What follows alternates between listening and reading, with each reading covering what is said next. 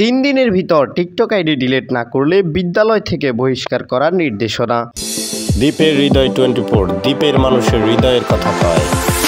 হাতিয়ার অন্যতম একটি মাধ্যমিক বিদ্যালয় হাতিয়ার জনকল্যাণ ট্রাস্ট হাই স্কুল 1 নং হরিণী ইউনিয়নে অবস্থিত। বিদ্যালয়টির পড়ালেখার মান বেশ ভালো থাকলেও সম্প্রতি ধীরে ধীরে শিক্ষার্থীদের পড়াশোনার মান কমে যাচ্ছে, যার সবচেয়ে বড় কারণ হিসেবে শিক্ষকরা চিহ্নিত করেছেন সামাজিক যোগাযোগ মাধ্যম ফেসবুক ও টিকটক অতিরিক্ত মাত্রায় ব্যবহার।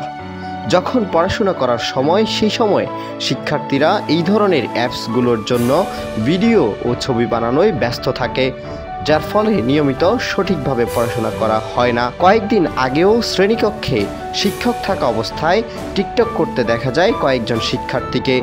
ভিডিওটি ভাইরাল হওয়ার পর বেশ সমালোচনা পোহাতে হয় বিদ্যালয়ের শিক্ষকদেরকে। ফলে সম্প্রতি 3 দিনের ভিতর টিকটক ও ফেসবুক আইডি ডিলিট না করলে বিদ্যালয় থেকে বহিষ্কার করার জন্য নোটিশ দিয়েছে বিদ্যালয় কর্তৃপক্ষ।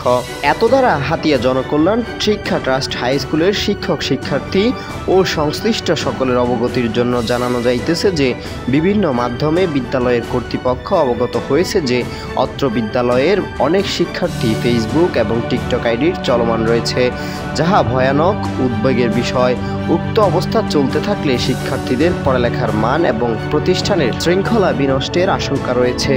এমত অবস্থায় অদ্য 27/10/2025 রোজ সোমবার হতে 30/10/2025 রোজ বৃহস্পতিবার তারিখের মধ্যে সকল শিক্ষার্থীদের আইডি বন্ধ বা ডিলিট করার কঠোরভাবে নির্দেশ দেওয়া হলো।